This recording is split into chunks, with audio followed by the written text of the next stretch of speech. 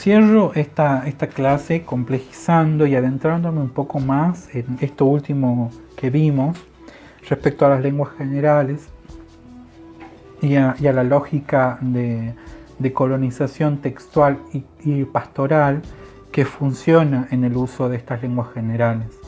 Y lo complejizo y lo profundizo un poco más a partir de un texto en concreto, que es el prólogo de la gramática o arte de la lengua general de los indios de los reinos del Perú, de Fray Domingo de Santo Tomás. Un texto publicado en 1560, justo en un momento de transición, de pasaje y de recambio de gobierno de Carlos V al gobierno de Felipe II. Es más, gran parte del prólogo del fraile, de este fraile, contiene una alabanza a las hazañas de ambos reyes y inclusive el autor dice teme perderse en el laberinto de hazañas que lograron Carlos V y su hijo, ¿no? Este dominico sevillano se embarca rumbo al Perú en 1540 y lleva a cabo una labor doctrinera durante 15 años en los valles de la costa central del Perú. Su gramática es crucial porque es la partida de nacimiento de los estudios quechuísticos en el Perú. Es más, el texto es tan crucial que circula de manera manuscrita 10 años antes de su publicación, o sea, desde 1550. A partir del prólogo es posible delimitar dos objetivos claves de la gramática. El primer objetivo es un objetivo pragmático que tiene que ver con poner al alcance de los propagadores de la doctrina cristiana, es decir, de los frailes y curas doctrineros, un conjunto de reglas y preceptos gramaticales que les permitieran o que les permitirían en realidad el aprendizaje eficiente y rápido de la lengua, ¿no? Con el objetivo claro de una prédica eficaz. Y el segundo objetivo de la gramática es un objetivo demostrativo. Fray Domingo de Santo Tomás se propone demostrar ante los prejuicios de la época que el quechua no es una lengua bárbara, sino más bien una lengua conforme a la latina y a la española. Por ello se sigue de los dos grandes modelos de civilidad pautados desde el imperio, es decir, la gramática, hablamos de modelos textuales, es decir, la gramática de la lengua castellana de Antonio de Nebrija y también sus introducciones latinas. Estos dos textos van a servir de modelo para forjar esta gramática de lengua general, ¿no? Del quechua como lengua general. Sin más preámbulos, ingreso al texto, al prólogo, que es un prólogo muy breve y que ustedes van a encontrar en la página de la cátedra para su descarga y su estudio. Me detengo en algunas citas que he seleccionado en particular para adentrarme y para comentarlas, ¿no? Y que de alguna manera el comentario supone reforzar todo lo que venimos pensando en estas clases, ¿no? Esta lógica de la colonización, esta lógica de dominación que supone la modernidad colonial con su contracara irracional, y cómo eso está latiendo, cómo esos elementos que hemos problematizado y complejizado en estas clases, esas tensiones están latiendo en la textualidad misma, en la materialidad misma del texto. El prólogo se inicia así, y comparto con ustedes el fragmento. Dice: la armonía y orden que Dios nuestro Señor puso en las cosas desde que las crió, ocupando cada una en su oficio de tal manera que unas a otras se ayudasen y todas sirviesen a la máquina del universo, nos enseñan que ninguno de los hombres ha de estar ocioso ni ocupado en sola su utilidad privada, sino también en la de su prójimo y república. Y de ahí vino a decir el gran filósofo Eurípides que lo mismo quería decir hombre ocioso que mal ciudadano. Y el divino, Platón, decía que el que pasaba la vida sin emplearla en utilidad de la república vivía en balde. Y todos los filósofos uniformes concordaron en que el hombre ocioso no vivía, porque decían que la ociosidad no es otra cosa sino una sombra y figura de la muerte. Fíjense el tono con el que ingresábamos al prólogo. Un tono absolutamente erudito, ¿no? Y en ese sentido rescato de este fragmento que acabo de leer la cadena de voces de autoridad con la que inicia el prólogo, ¿no? Citas de autoridad que dibujan pareciera un círculo perfecto en el texto que deja por fuera al indio. Esto es lo primero que hay que decir, ¿no? Eurípides, Platón y después todos los filósofos se revisitan en la modernidad, en el Renacimiento, en el humanismo, para actualizarlos y adaptarlos a, en este caso, a este prólogo de una gramática indígena que deja fuera al indígena.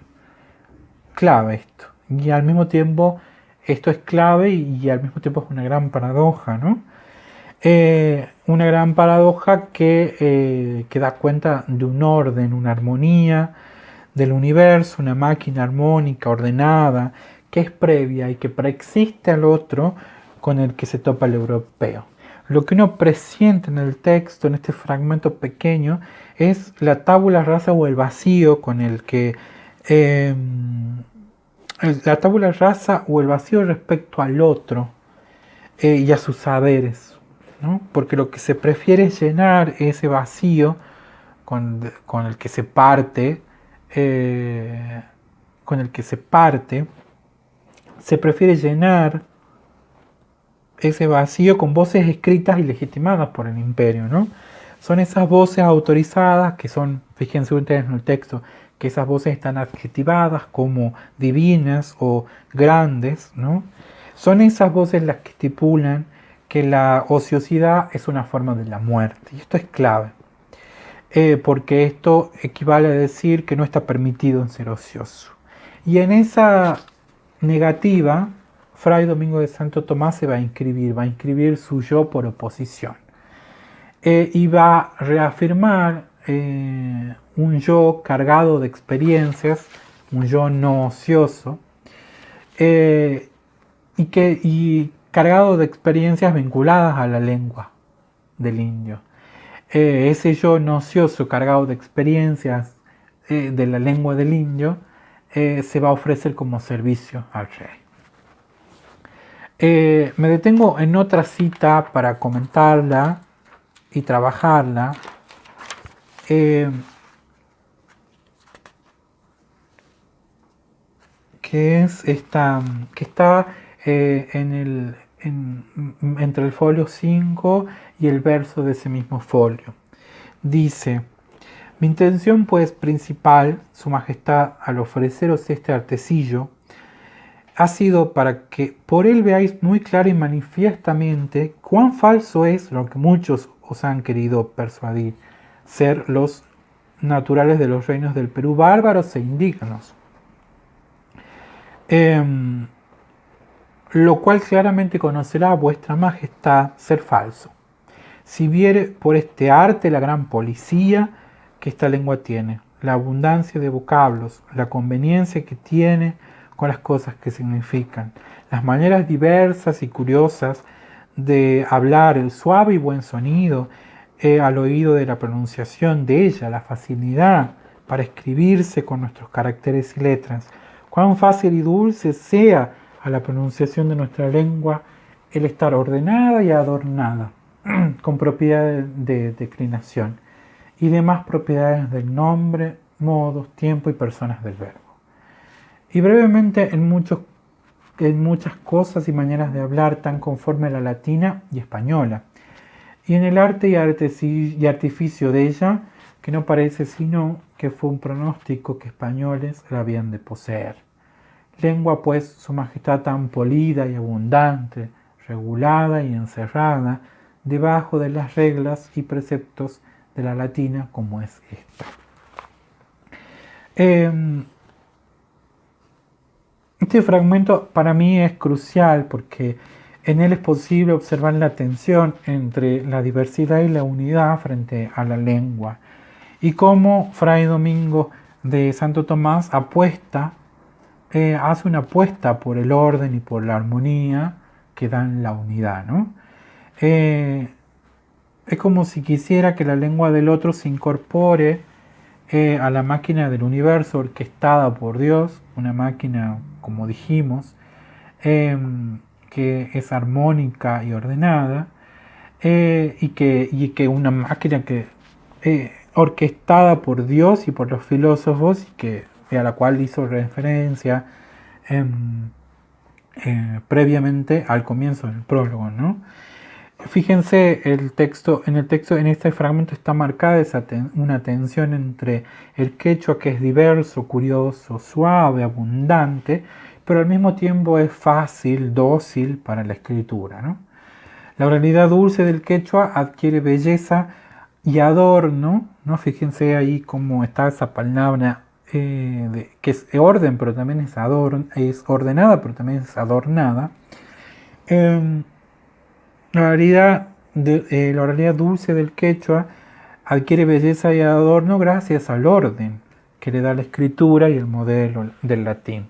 Se vuelve dócil y fácil cuando se le adapta al modelo universal de la lengua latina.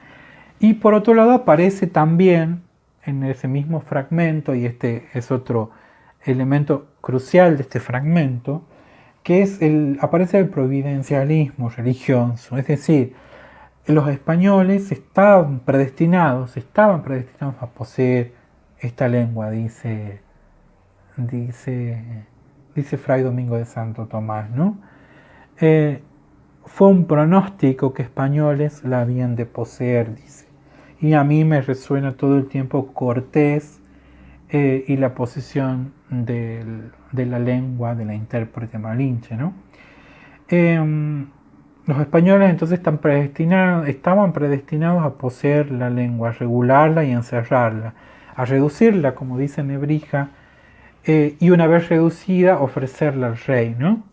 Y este fragmento que acabo de leer se cierra con otra idea que está un poquito más adelante, que dice: y si la lengua lo es, pulida, delicada, la gente que usa de ella no entre bárbara, sino con la de mucha policía la podemos contar.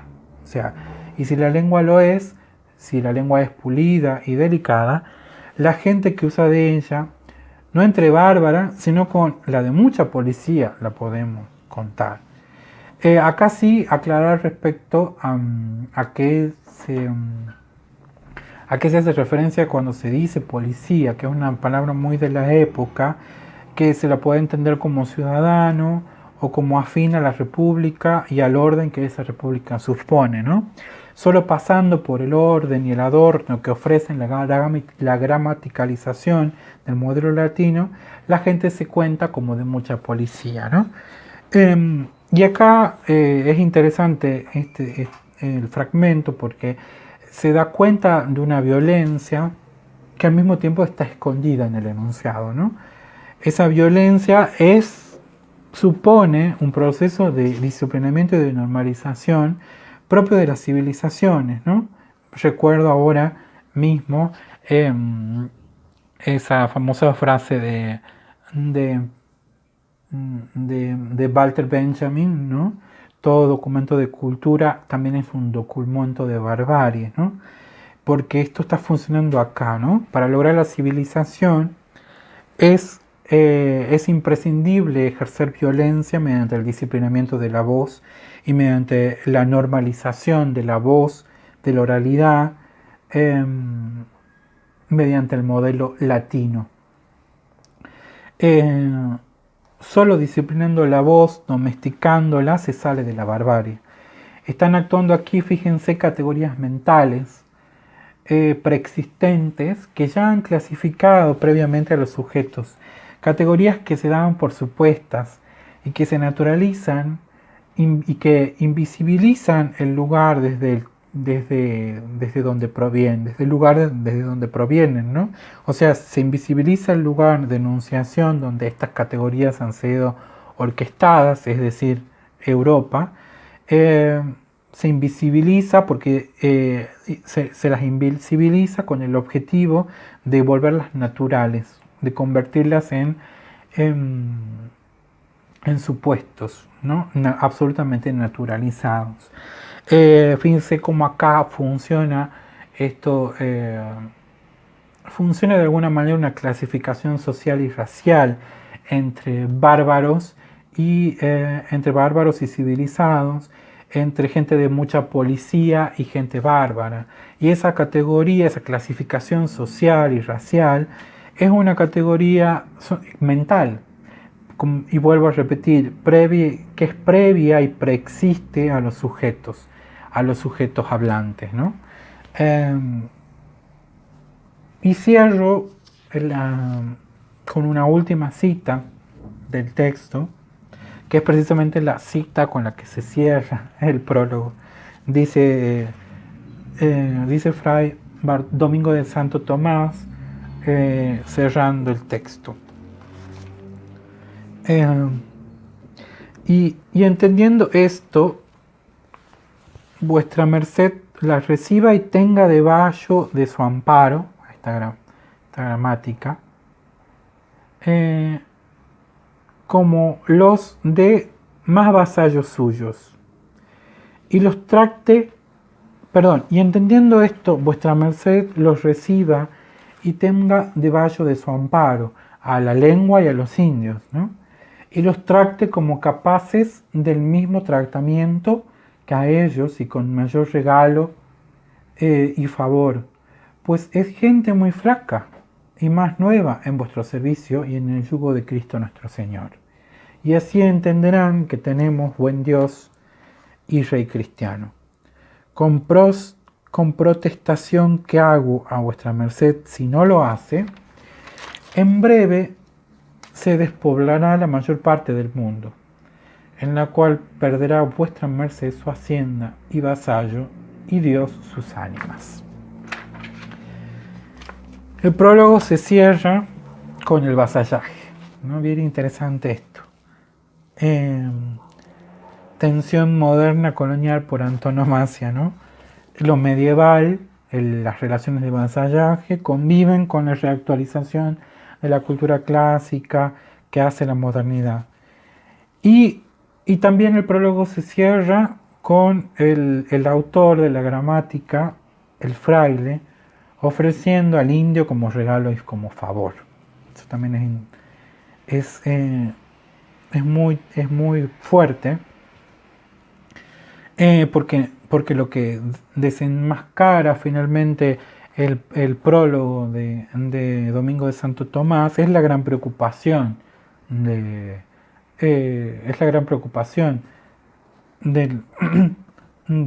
autor, que es que se despueble el territorio, ¿no? Despoblar el territorio de indios supone que no haya quienes generen el tributo necesario para sostener el señorío feudal de Carlos V y Felipe II.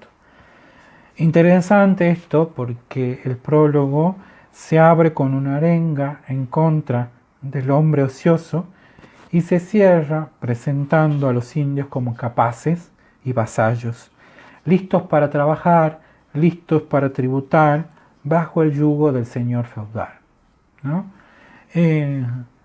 Ni Fray Domingo de Santo Tomás, porque arma y orquesta esta gramática del quechua como lengua general, ni los indios son hombres ociosos, ¿no?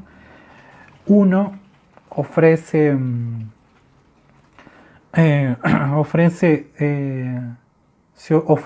su experiencia con la lengua del otro como servicio, y los indios ofrecen, siempre mediados por la voz autoral de Domingo de Santo Tomás, los indios ofrecen su trabajo y se ofrecen como regalo, se ofrecen como capaces y se ofrecen como vasallos para trabajar bajo el yugo y la protección del señor feudal.